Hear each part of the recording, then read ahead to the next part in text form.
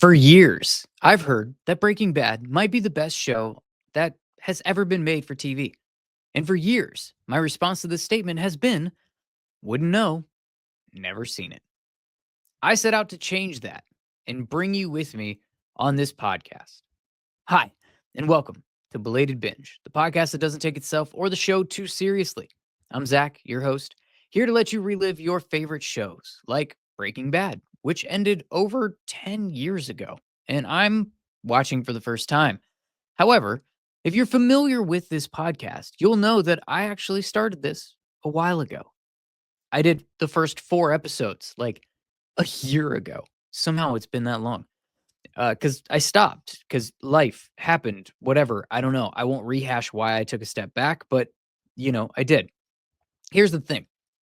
As I was digging through my notes, I realized I actually finished watching season 1. I just hadn't recorded all of my reactions. So I kind of thought, what a fun way to get back into Breaking Bad by seeing and sharing what my initial reactions were this late in the game. After so much time had passed. I don't know. We'll see. I have no doubt that I had plenty to say. I will have made predictions. I will have had theories, and they're all will have been wrong, I'm sure. I'm going to look like an idiot. And since it's been so long and I refuse to watch and revisit my notes before doing this, I'm probably going to make fun of my past self as we do this. So grab your gas masks and chemistry sets as I react to my reactions of the 5th episode, Gray Matter. The Belated Binge Podcast. Before we get started, there will be no spoilers because I have no idea what happens in this show aside from this dude becoming a meth dealer. There will be some language. Earmuff the children. Shout out to the bonus binge squad on Patreon, patreon.com/belatedbinge. We left off, like a year ago in the last episode where Walt had finally told his family about his cancer. Everyone's mad at him. His wife is insisting on the most expensive non-insurance covered doctors and treatments, and she's trying to control everything. And little buddy Jesse just brought Walt $4,000 for his share of the first batch of meth he made. Remember, it was perfect. It was glass and art. But he's decided he's not ready to become a drug kingpin. Not yet. And the brother-in-law is investigating the new kingpin that does exist, who makes the best meth ever. So, all right, let's go ahead and jump in. This is where the silliness is bound to ensue. All right, so, I forgot. I was also doing this in the style where I literally was watching and I was typing notes as I was watching, like as fast as I could go. So it's literally like a play-by-play of the whole episode and what I was thinking at the time that I was watching it. This is going to be, is this what Meta is supposed to be? Not Facebook. This is what Meta is supposed to be. Anyways, whatever. We open on little buddy, Jesse, in a suit. He's trying to get an entry-level job that is actually entry-level. Notice to all marketing employers, entry-level means entry-level, not 5 years of experience. Anyways, but he still wants to nervously sell his experience and resume very awkwardly. And a self-starter in sales is what he's going with. And this isn't a sales job. Turns out it's a sign flipper job. Yes. That's what I put in here. Yes. I was excited about that. He walks out and the current sign flipper actually knows who he is, which is great. This dude's walking around in a mascot suit, flipping a sign and talking about probation. He's also smoking weed in the alley on the clock and asking for meth. So clearly his rehabilitation was successful. And apparently he can help with some ingredients if Jesse doesn't decide to retire which is a very interesting way to put it. The job hunt is obviously not going particularly well, and he's already caving. Credits.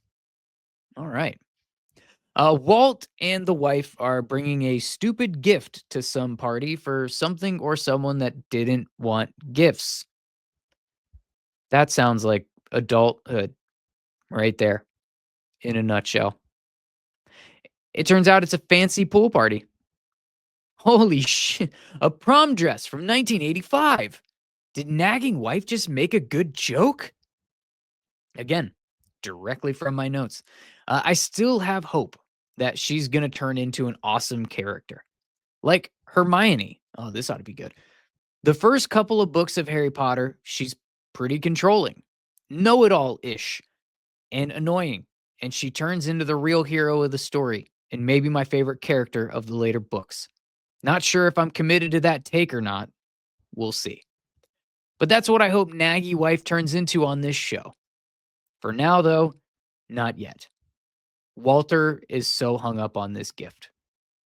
And honestly, like, what's funny about this, as I'm going through this, I can see it. It's been a year since I've watched this episode. Reading back my notes, I can see it clear as day. What you don't know is some of these notes are literally what I had written at the time. And some of the things I'm literally ad-libbing because I can remember vividly seeing these scenes in my brain. I think this is why I like this style of podcasting.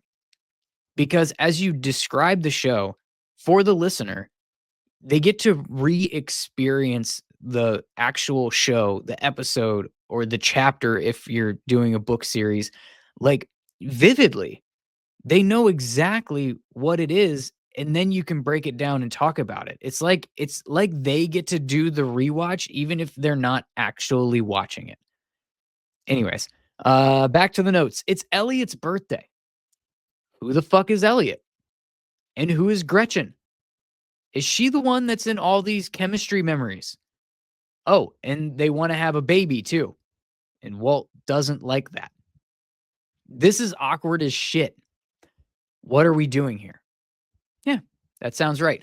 Walt left Naggy Wife somewhere and goes snooping around this house. I feel like this is something where he's thinking about the life he should have had. And the patent he mentioned, the wealth, maybe the girl, and he's a broke ass teacher with cancer and a nagging wife. Oh, more people. At Caltech, he was apparently the man, and these were his circles. And he's telling the story that I've been asking and confirms my suspicions. He and Elliot were partners creating this company or whatever it is that made this dude rich. And Walt became a teacher. No regrets. Wait, this is gift time. People actually do this? Fuck yes. Naggy Wife for the win. And I think this is because she's making fun of the fact that we're actually crowded all around with grown-ups opening gifts and reading off the cards. And she says, "Is this dude 8 years old?" I There should be an inflatable bouncy house and finger painting at this party. What a fucking douche. And I'm loving Naggy Wife in this episode. We're going to see the stupid gift, and this dude is eating it up and telling a big ass story about it. How touching. And yeah, I can see it. I can see the scene. I can remember it vividly, and it is so cringe. How long is this party? Oh, memory lane. Great. These guys obviously didn't have too hard of a falling out because they're chumming it up, quite a bit. Let's get together more often. We'll have you over for dinner. All this crap. This guy wants to actually work together again. And past self asks, is he offering him a job? And Walt's gonna say no to be a drug kingpin instead. This is gonna come back to some personal thing. The girl, perhaps? Oh, he's going the cancer route. Excellent health insurance. That's got a shot. And it's a pity offer. And Walt is pissed. That feels more like Naggy Wife. She told the guy about the cancer. Yep. Now cue the argument. And Walt doesn't want the guy to pay for his treatments either, but Naggy Wife did want him to pay for the treatments. What a weird, it's a weird move all around. And now it's icy at breakfast. So next day, I guess. Walt Jr. is kind of like, what the fuck? And just bolts for the bus. Clearly not a happy day in the White household. Little Buddy, though, has a delivery. It's sign flipper guy. Bullet holes for ventilation. Great call. He apparently learned a lot about the beakers from Walt, and this dude brought a whole shit ton of cold medicine a la Sudafed, and he brought a crossbow and Cheetos. And now we have a meth montage. This batch is going to turn out like garbage. The sign guy is a total dildo, completely useless. Wow. I have nothing to add. The notes are spot on. And now we're buying what? Walt Jr. is buying? No, he's selling. No, he's not selling. He's going to ask for beer. And the guy's a cop. And he called his quote unquote dad, AKA the DEA uncle. And he's right about being a dick move to call him instead of Walter. The DEA guy is a douche, but he's probably the best, like, side character in this show so far. And Naggy Mom isn't happy about all this, and nobody knows where Walt is. The uncle slips about the pot, which was the wrong Walter, and the sister ran with it. You remember that from like a year ago when we talked about it. The uncle thinks that it's pretty funny. Walt smoking dope, and now Naggy Wife wants an intervention for Walt. She's back to being the worst. But where is Walt? He's not making meth with Little Buddy. Sign flipper dude is stoked, and Jesse is pissed. His meth did not come out perfect like Walter's. Sign flipper wants to smoke it, and Little Buddy turned to business overnight, which is actually good, right? Like, and it makes sense to have this experience for Little Buddy to go out on his own and kind of deal with a worse version of himself in the way that Walt was dealing with him, so that he can kind of grow up a little bit. I have to imagine that he needs to grow up a little bit for these two to actually become drug kingpins. But now Walt is home for his intervention, and this is going to be painfully annoying. And past self, you're correct. It was, I remember. And there's a cheese plate, which will definitely make it better. And everyone's there, even Walter Jr. And we're back to Jesse, unhappy with his meth again. This one must not have taken as long. And Sign Flipper goes junky, and now we're fighting in the RV. Little Buddy kicks him out and leaves. And the crossbow. That seemed to work well, shooting an RV with an arrow. Okay. Back at the intervention. Naggy Wife is going first. Obviously, because she has the talking pillow. Walt's not even allowed to talk. More talking pillow. Fuck, this sucks. That's verbatim from the notes right there. Brother-in-law using cards and gambling analogy, then a baseball analogy. At least he's trying. He's clearly very uncomfortable with the whole situation, but he's doing his best. And Walter Jr., this is bullshit. That's his line. And yes, it is. And now he's hitting home. Can't wait to hear what the sister-in-law has to say. Do what you want to do. What's the catch? She's finally talking sense. Walt is the one with cancer, and he gets no say in anything. And now the truth comes out. Naggy Wife, Skylar, this isn't about Walter. This is about her. Walt takes the pillow to stop the catfight chaos. And he's going to give a speech. And what he wants is a choice. AKA, Shut the fuck up. And Naggy Wife refuses to let him have a choice. And the actor does a great job of showing the emotion behind a man who wants to live whatever time is left without the misery of intense chemo. It's truly an impressive performance. And that's not just past self saying so. That was the shining moment in that scene as I remember it. The whole thing was a cringy bag of dicks. And yet you felt it when Walter spoke. And it doesn't look like he slept much. He's alone in the bed the next morning, and now he's smelling her pillow and her cream, and he just wants to feel close to his wife while he's alive. But she's too mad, and because he won't fight to live longer. What a shit show of a situation that I can't imagine, and I hope that I never have to live through. And here we go. Kitchen cuddling, and he agrees to treatment because of her. This dude really loves Naggy Wife. Oh, and what fun. The doctor waiting room. Not sure what Walter Jr. was laughing at. Oh, Naggy Wife says that they're paying with a credit card and asks if Elliot is sending a check. Walt says he'll go ahead and take care of it. And that's it. Meth Kingpin, here we come. He doesn't want to accept charity. He doesn't want to disappoint his wife. And he's going to do the treatment that's out of network, and he's going to pay for it with drug money. It finally all clicks into place.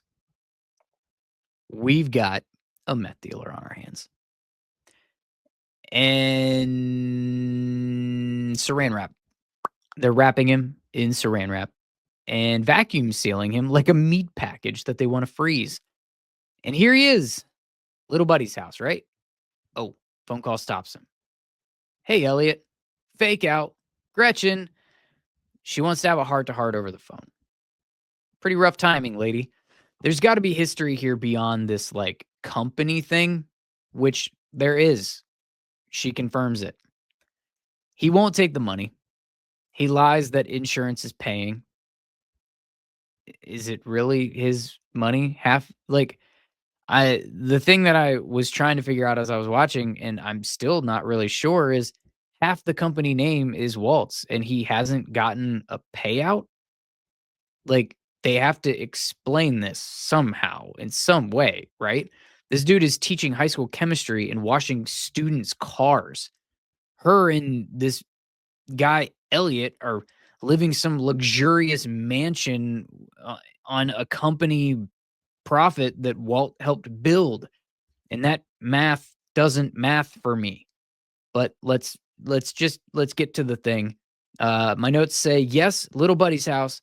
Let's fucking go. We're cooking meth tonight. Are they going to hug? No hug. Just want to cook? And that was the episode.